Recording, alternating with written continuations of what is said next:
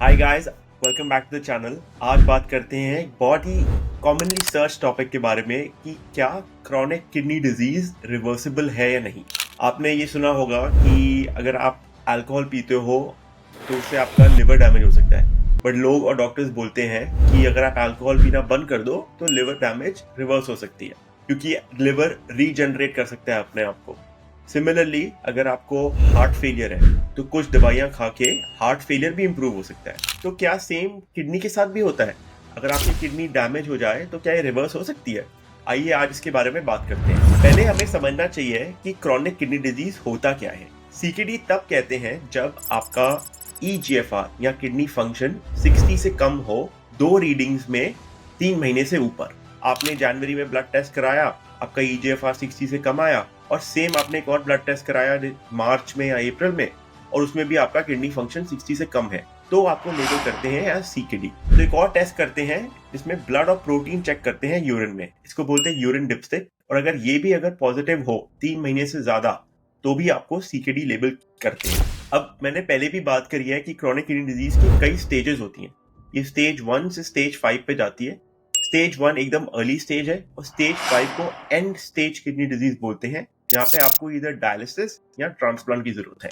Stage 1 और 2 में अगर आपने किडनी डिजीज को पकड़ लिया तो इंटरवेंशन के साथ, दवाइयाँ या लाइफस्टाइल इंटरवेंशन के साथ आप काफी बेनिफिट देख सकते हैं अपने किडनी फंक्शन में। बट फिर यही क्वेश्चन आता है कि क्या सीकेडी को आप रिवर्स कर सकते हो स्टेज 1 2 में या इवन 3 4 में?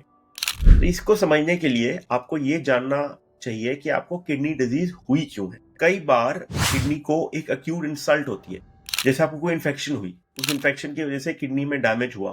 तो अगर हमने इन्फेक्शन को ट्रीट किया, आपको अच्छे से फ्लूइड्स दिए, तो किडनी फंक्शन रिकवर हो सकता है नॉर्मल पे। सिमिलरली आपकी तबीयत खराब हुई, आपको डिहाइड्रेशन हो गई, तो किडनी पे फर्क पड़ सकता है। बट अगर हमने ये करेक्ट कर लिया टाइम से, तो किडनी फंक्शन रिकवर कर सकता है कंप्लीटली। और भी कुछ बीमारियां होती हैं, जैसे किडनी में स्टोन, आपकी आपकी किडनी की पाइप में स्टोन, ब्लैडर में स्टोन, या फिर प्रोस्टेट की कोई प्रॉब्लम, जिससे टेम्परली किडनी फंक्शन में फर्क पड़ सकता है। बट अगर आप स्टोन को करेक्ट करो या प्रोस्टेट को ठीक करो, ये तो हमने बात करी अक्यूट इंसल्ट्स के बारे में। अब बात करते हैं क्रॉनिक कंडीशंस के बारे में।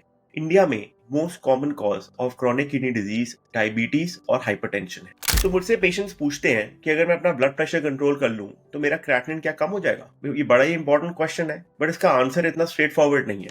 अगर आपको पता चलता है कि आपका ब्लड प्रेशर एलिवेटेड है और आप जल्दी डॉक्टर के पास जाते हैं और अपनी दवाइयां खानी शुरू करते हैं, अपना ब्लड प्रेशर कंट्रोल में रखते हैं, लेस देन 130/80 रखते हैं अपनी ब्लड प्रेशर को, तो किडनी में अगर इमीडिएटली थोड़ा डैमेज हुआ है वो रिवर्स हो सकता है, ओनली अगर स्टेज 1 या 2 पे है। सिमिलरली डायबिटीज की बात करते हैं।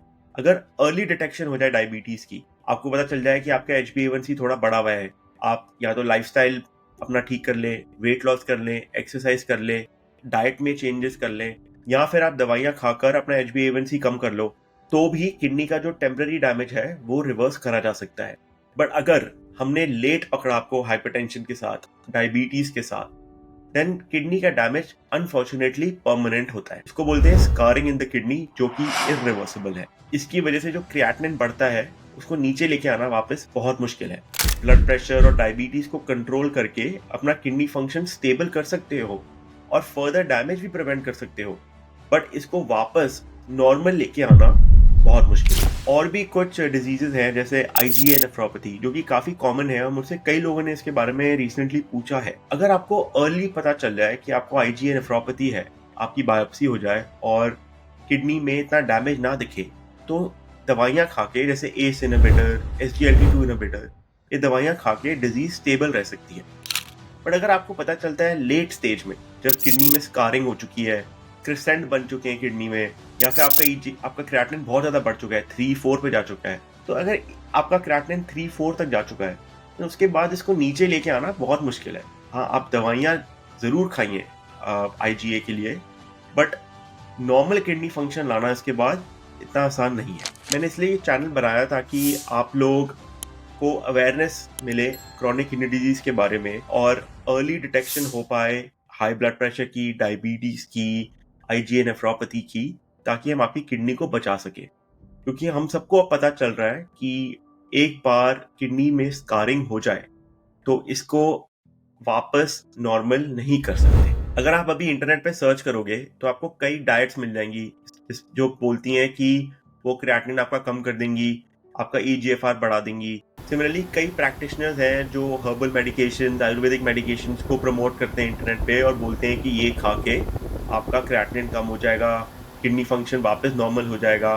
कितना बिलीव करना चाहिए, मैं इसका जज नहीं हूँ। आपको बाकी वीडियोस देखनी चाहिए जिसमें हमारे पेशेंट्स ने ये सब कुछ ट्राई किया है और उन्होंने अपने एक्सपीरियंसेस शेयर करे हैं। अब तक मैं किसी को नहीं जानता जिन्होंने आयुर्वेदिक दवाइयाँ या कोई डाइट फॉलो करी हो जिससे उनकी किडनी एकदम नॉर्मल हो गई हो स्टेज 4 और स्टेज 5 से। जो डाइट प्लान्स हैं इसमें लो प्रोटीन डाइट है, तो अगर आप अपना प्रोटीन इंटेक कम करोगे तो आपका क्रिएटिनिन नेचुरली फॉल करेगा। तो हो सकता है कि किसी का क्रिएटिनिन 1.8 या 2 हो, वो प्रोटीन कम करे अपनी डाइट में तो क्रिएटिनिन नीचे आ जाए, बट ये आपके लिए हेल्दी नहीं है क्योंकि प्रोटीन एसेंशियल है बॉडी की फंक्शनिंग के लिए और ग्रोथ के लिए। मैं नहीं बोलूंगा कि ये एक नेचुरल मेथड है क्रिएटिनिन कम करने का। अगर आपको अपना क्रिएटिनिन कम करना है तो आपको पता होना चाहिए कि आपका क्रिएटिनिन बढ़ा क्यों है फर्स्ट प्लेस में। आपको एक नेफ्रोलॉजिस्ट को दिखाना चाहिए, दवाइयाँ टाइम से खानी चाहिए। कोई भी नई दवाई अगर आप लेते हो, जैसे कई पेन किलर्स होती हैं, आइबुप्रोफेन, एनसेड्स, जिससे किडनी डैमेज हो सकता है, ये सब आपको कंसल्ट करना चाहिए नेफ्रोलॉजिस्ट के साथ before having any of these medication. अगर आपको अपना क्रिएटिनिन कम करना है तो आपको पहले ये पता करना चाहिए कि आपका क्रिएटिनिन बढ़ा क्यों।